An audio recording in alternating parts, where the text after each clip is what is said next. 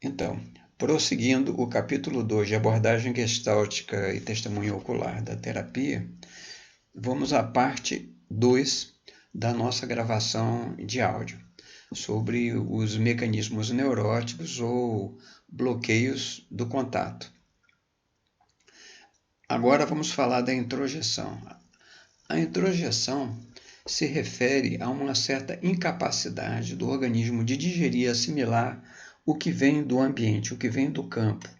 É um distúrbio da relação com o ambiente, onde o organismo faz uma incorporação passiva, sem crítica, sem digestão. E essas introjeções se tornam corpos estranhos dentro dos nossos organismos.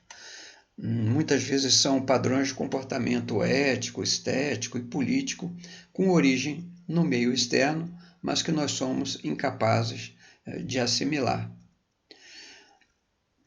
A criança, quando é pequena, ela aprende dos pais como as coisas são. É assim que as coisas são, e isso se contrapõe a um processo de discriminação.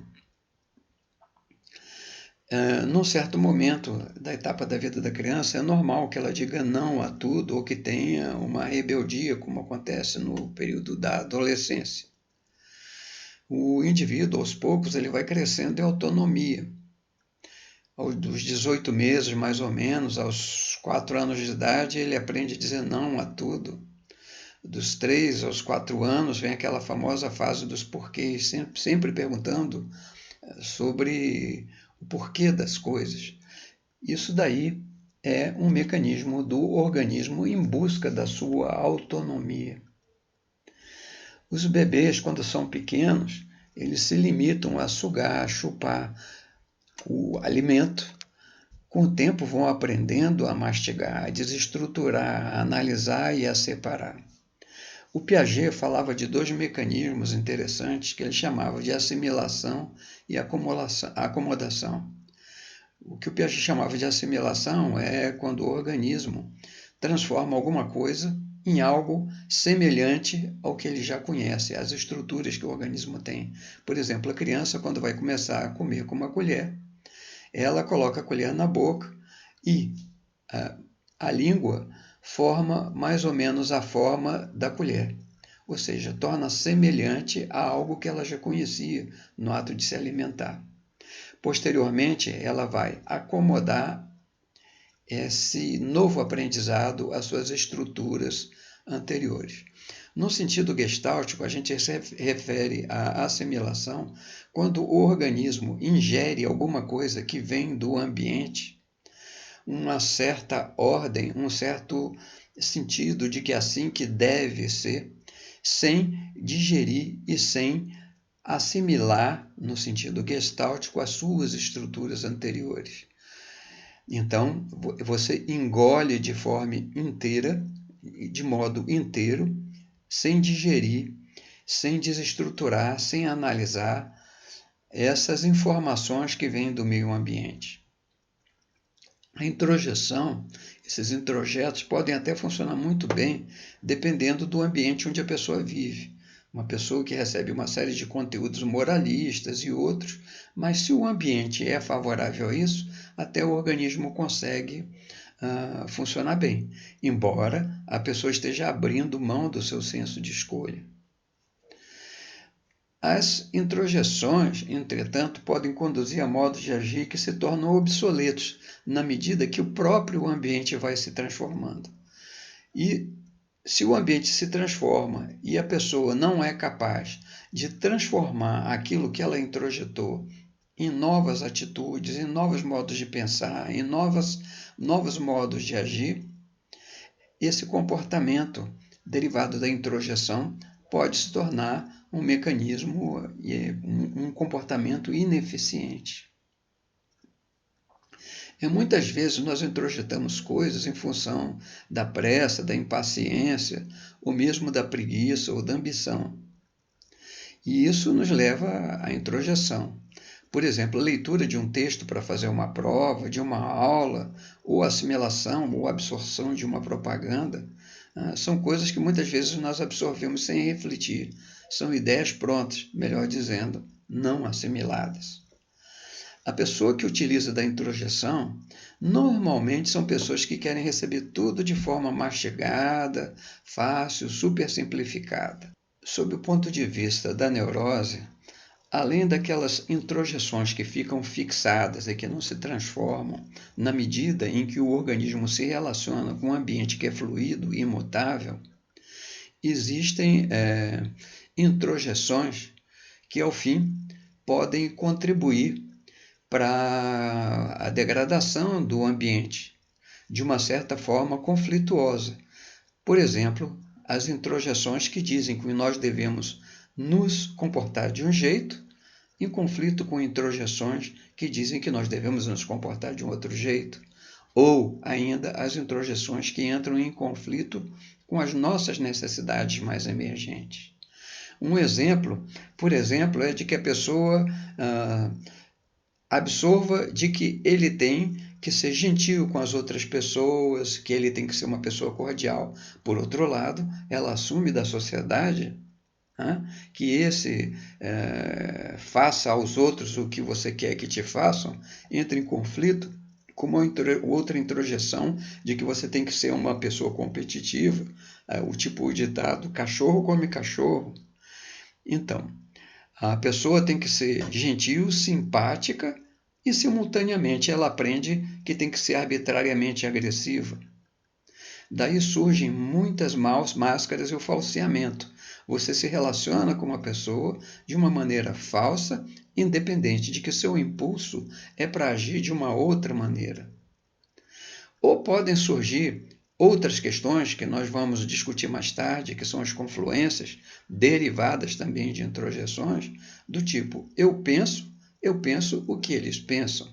Ou seja, o pensamento que eu tenho parece que é meu, mas na realidade vem de fora, é o que os outros querem. A pessoa que introjeta, ou o introjetor, ou o neurótico introjetor, jamais vai desenvolver plenamente a sua personalidade, porque ele vai ter que conviver com esses corpos estranhos alojados nele, no seu organismo. Essas introjeções, esses pedaços não assimilados, esses deverias acumulados no organismo. Na terapia, quando mobilizamos o paciente ou o cliente com relação à crítica e à agressão, ele passa a ressoar isso daí com sua própria amargura acumulada. O introjetor, ele representa muito do que é ser amargo, pois o que ele engoliu inteiro era inadequado a ele. Então, ele acaba ficando numa posição vitimizada das pessoas que foram invadidas, porque a introjeção não deixa de ser uma invasão. A amargura acomoda e a agressão tenta mudar. Então, o introjetor, quando começa a entrar em contato com as suas necessidades, com as suas introjeções, ele pode se manifestar, tanto de maneira amarga quanto de maneira agressiva. Muitas vezes, o indivíduo não identifica suas necessidades e os seus desejos reais e o que ele precisa de mudar.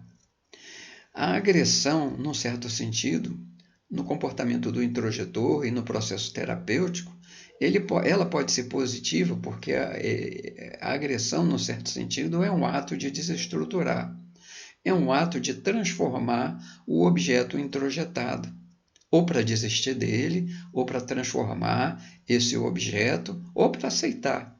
Inclusive isso, aceitar, porque é uma decisão do próprio cliente que deve ser responsável por ele mesmo. Então, enquanto a agressão tenta mudar,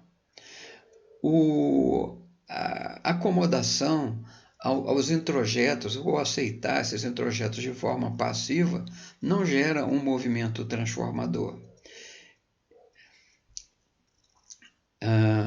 A liberação da energia sem direção, quando o sujeito entra em contato com as suas introjeções, se isso daí não é muito bem trabalhado, pode movimentar para um lugar que ainda fere mais o indivíduo.